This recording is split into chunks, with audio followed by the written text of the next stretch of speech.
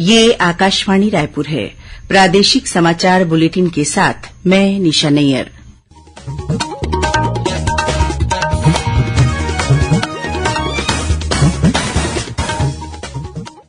अब पेश है आज के मुख्य समाचार। भारतीय जनता पार्टी के वरिष्ठ नेता लालकृष्ण आडवाणी को भारत रत्न से सम्मानित किया जाएगा। मुख्यमंत्री ने आज नारायणपुर जिले में 108 करोड़ रुपए के विकास कार्यों का लोकार्पण और भूमि पूजन किया।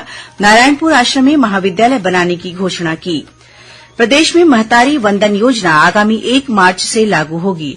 पात्र महिलाओं को हर माह 1,000 रुपए का भुगतान किया जाएगा। और अयोध्या में रामलला दर्शन के लिए छत्तीसगढ़ से पहली आस्था स्पेशल ट्रेन कल दुर्ग से रवाना होगी। 1,346 श्रद्धालु करेंगे रामलला के दर्शन।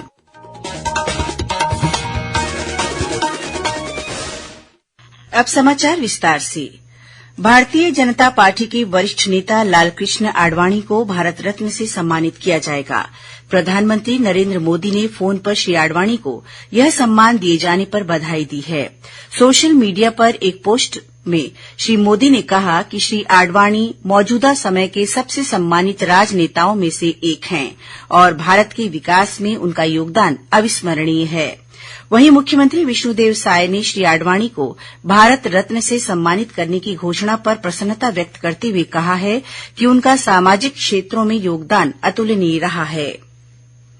मुख्यमंत्री विष्णुदेव साय ने आज नारायणपुर जिले में 108 करोड़ रुपए से अधिक के विकास कार्यों का लोकार्पण और भूमि पूजन किया। इस दौरान श्री साय जिले के कुम्हारपारा में आयोजित किसान मेला में भी शामिल हुए। इस मौके पर उन्होंने रामकृष्ण मिशन द्वारा संचालित नारायणपुर आश्रम में महाविद्यालय बनाने की घोषणा की।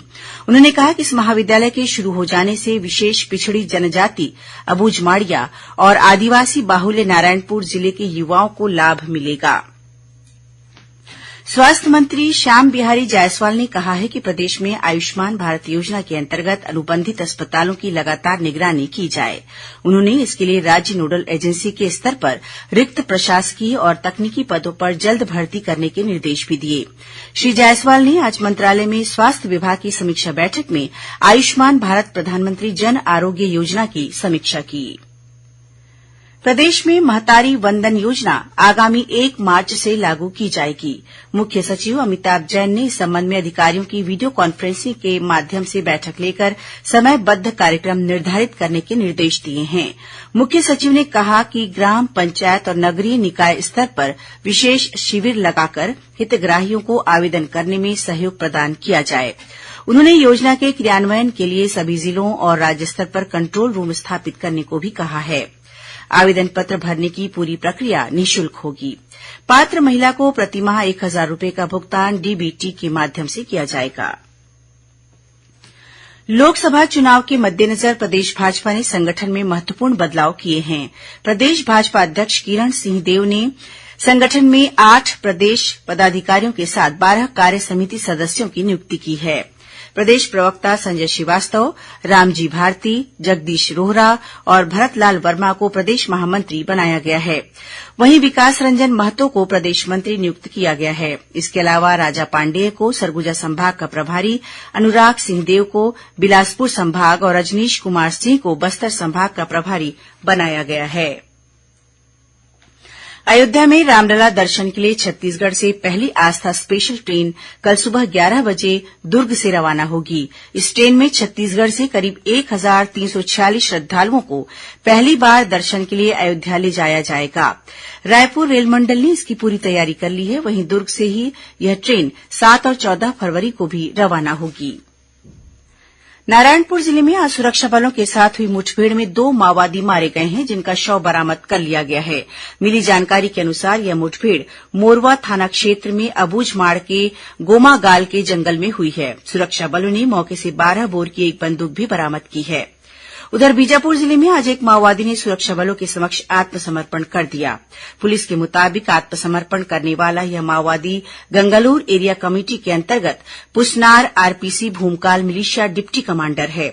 इस माओवादी के खिलाफ हत्या का प्रयास सहित कई वारदातों में शामिल रहने का आरोप है।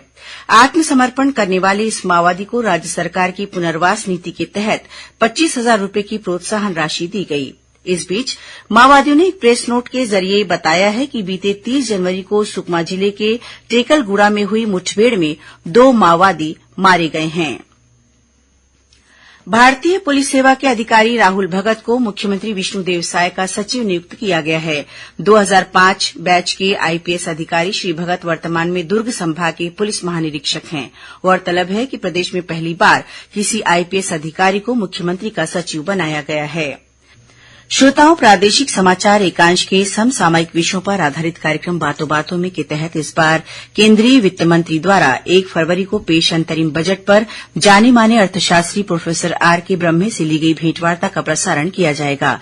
यह कार्यक्रम आज रात 8:30 बजे से प्रसारित किया जाएगा। इसे छत्तीसगढ़ स्थित आकाशवाणी के सभी केंद्र रिले करेंगे।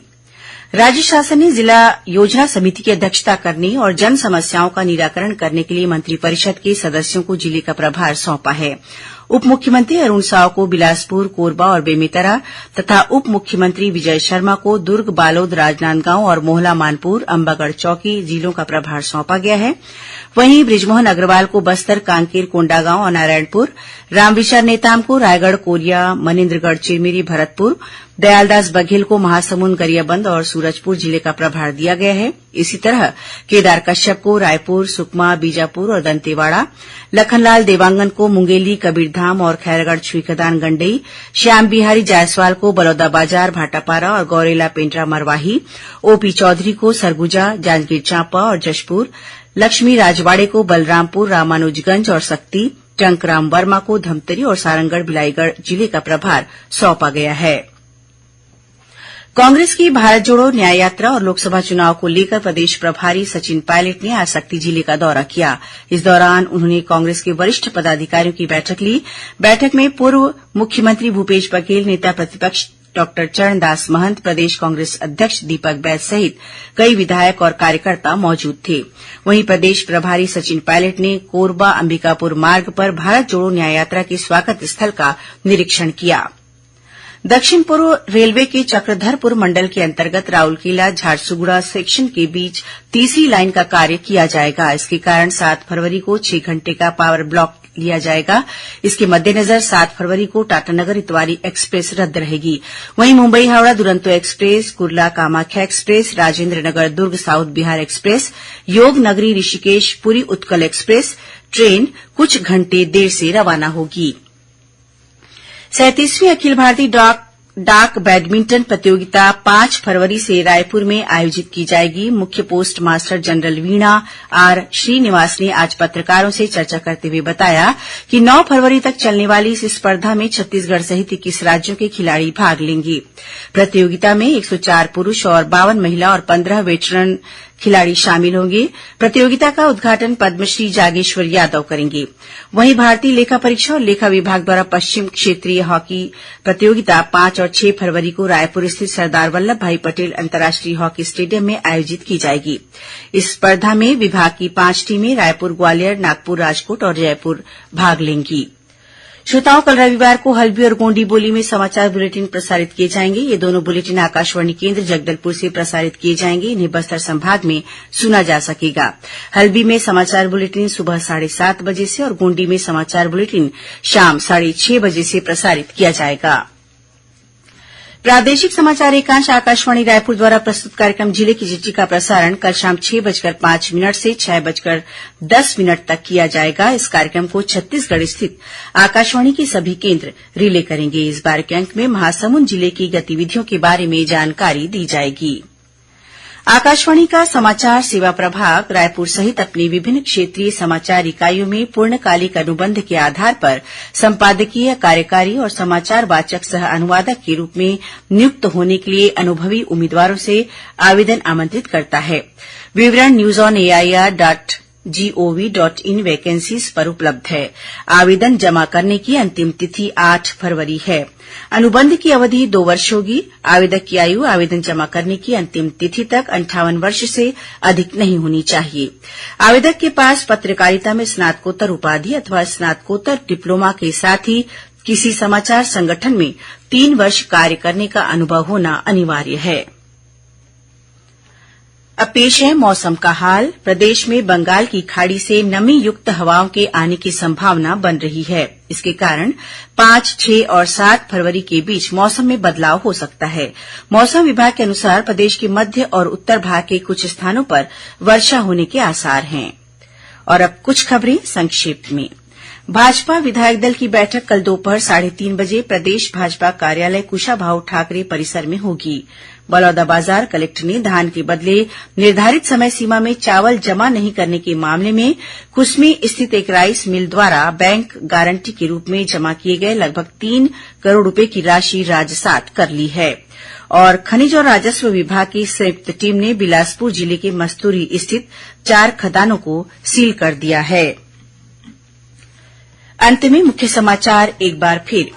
भारतीय जनता पार्टी के वरिष्ठ नेता लालकृष्ण आडवाणी को भारत रत्न से सम्मानित किया जाएगा।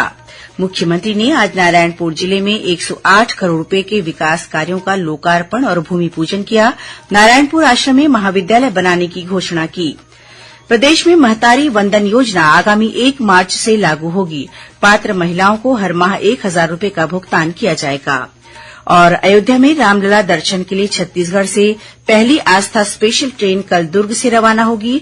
1,346 श्रद्धालु करेंगे रामलला के दर्शन। इसी के साथ प्रादेशिक समाचार बुलेटिन समाप्त हुआ। नमस्कार।